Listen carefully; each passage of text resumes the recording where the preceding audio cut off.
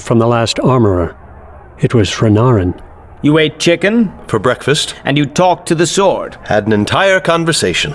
Mother's chain in your pocket? Checked 3 times. You still hold to those foolish superstitions? They're not superstitions, it's just good luck, Aunt.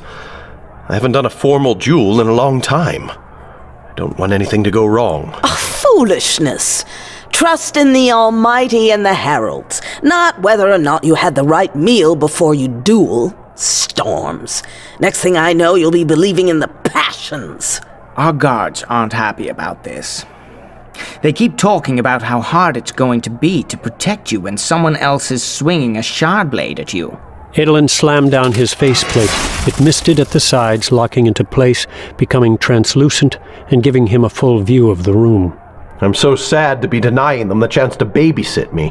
Why do you enjoy tormenting them? I don't like minders. You've had guards before. On the battlefield. There's more. Don't lie to me, brother. I know you too well. I don't like their captain. Why? He saved Father's life. He just bothers me. There's something about him that is off, Renarin. Makes me suspicious. I think you don't like that he ordered you around on the battlefield. I barely even remember that. Adolin stepped toward the door out. Well, all right then. Off with you. And brother. Yes? Try not to lose. Adolin pushed open the doors and stepped out onto the sand.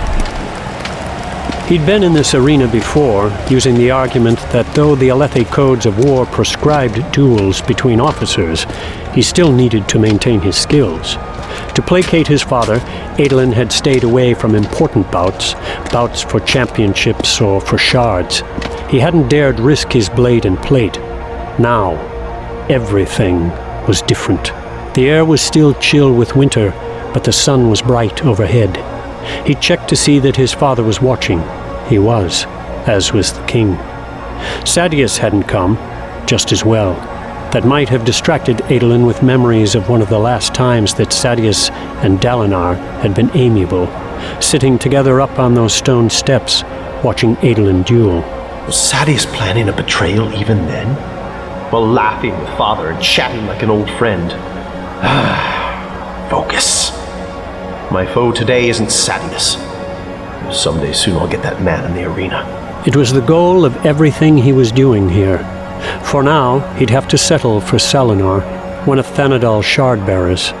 The man had only the blade, though he'd been able to borrow a set of the king's plate for a bout with a full shard-bearer. Salinor stood on the other side of the arena, wearing the unornamented slate-gray plate and waiting for the High Judge, Bright Lady Isto, to signal the start of the bout. This fight was, in a way, an insult to Adolin. In order to get Salinor to agree to the duel, Adolin had been forced to bet both his plate and his blade against just Salinor's blade, as if Adolin weren't worthy and had to offer more potential spoils to justify bothering Salinor. As expected, the arena was overflowing with light eyes. Even if it was speculated that Adolin had lost his former edge, bouts for shards were very, very rare. This would be the first in over a year's time. Summon blades! Adolin thrust his hand to the side. The blade fell into his waiting hand 10 heartbeats later. A moment before his opponents appeared. Adolin's heart was beating more quickly than Salinor's. Perhaps that meant his opponent wasn't frightened and underestimated him. Adolin fell into wind stance, elbows bent, turned to the side, sword's tip pointing up and backward. His opponent fell into flame stance, sword held one-handed, other hand touching the blade, standing with a square posture of the feet. The stances were more a philosophy than a predefined set of moves. Wind stance, flowing, sweeping, majestic. Flame stance, quick and flexible, better for shorter shard blades. Wind stance was familiar to Adolin. It had served him well throughout his career, but it didn't feel right today. We're at war. Salinor edged forward, looking to test him. And every light eyes in this army is a raw recruit. This isn't time for a show. It's time for a beating. As Salinor drew close for a cautious strike to feel out his opponent, Adolin twisted and fell into iron stance, with his sword held two-handed up beside his head. He slapped away Salinor's first strike, then stepped in and slammed his blade down into the man's helm. Once, twice, 3 times. Cracks crawled across Salinor's helm. Salinor tried to bring his weapon back to strike. This wasn't the way it was supposed to go. Where were the test blows, the art, the dance? Adolin felt the old thrill of battle as he shoved inside Salinor's attack, careless of the hit it scored on his side. Then brought his blade in two-handed and crashed it into his opponent's breastplate. Adolin raised his foot and kicked the man backward. Salinor dropped his blade, a weakness of Flame Stance's one-handed posture, and it vanished to mist. Adolin stepped over the man and dismissed his own blade, then kicked down with a booted heel into Salinor's helm. The piece of plate exploded into molten bits, exposing a dazed, panicked face. Adolin slammed the heel of his foot against the breastplate next, and it too shattered. Stop! Stop! Adolin halted, lowering his foot beside Salinor's head, looking up at the High Judge. The woman stood in her box, red-faced. Adolin Colin! This is a duel, not a wrestling match! Did I break any rules? Silence. It struck him through the rush in his ears that the entire crowd had gone quiet. Did I break any rules? This is not how a duel... So I win! This is not how a duel... This duel was to 3 broken pieces of plate. You broke only 2. Adolin looked down at the dazed Salinor.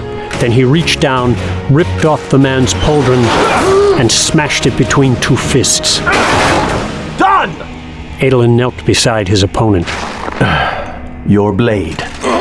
Salinor tried to stand, but with the breastplate missing, doing so was more difficult. His armor wouldn't work properly, and he'd need to roll onto his side and work his way to his feet. Doable, but he obviously didn't have the experience with plate to perform the maneuver.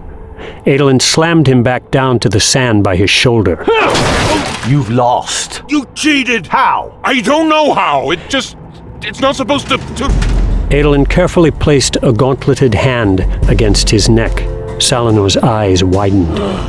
You wouldn't. Fear-spren crawled out of the sand around him. My prize. Adolin suddenly felt drained. The thrill faded from him. Storms. I've never before felt like this in a duel. Salinor's blade appeared in his hand. Judgment goes to Adolin Colin, the victor. Salinor Eved forfeits his shard. Salinor let the blade slip from his fingers. Adolin took it, held the weapon with pommel toward the man. Break the bond. Salinor hesitated, then touched the ruby at the weapon's pommel. The gemstone flashed with light. The bond was broken. Adolin stood, ripping the ruby free, then crushing it in a gauntleted hand. That wouldn't be needed, but it was a nice symbol. The crowd had come for a spectacle and had instead been given brutality. Well, that was how things often went in war. Good for them to see it. Adolin entered the staging room, where Renarin looked at him wide-eyed. That was incredible. It has to be the shortest shard bout on record. You were amazing, Adolin. Thanks. Adolin handed Salinor's shard blade toward Renarin. A present. Adolin, are you sure? I mean, I'm not exactly the best with the plate I already have. Might as well have the full set. Take it. Renarin seemed hesitant. Take it. Reluctantly, Renarin did so. He grimaced as he took it. Adolin shook his head, sitting down on one of the reinforced benches intended to hold a shard-bearer. Navani stepped into the room, having come down from the seats above. What you did would not have worked on a more skillful opponent. I know. It was wise, then. You mask your true skill. People can assume this was won by trickery, pit fighting instead of proper dueling. They might continue to underestimate you. I can work with this to get you more duels. Adolin nodded, pretending that was why he'd done it.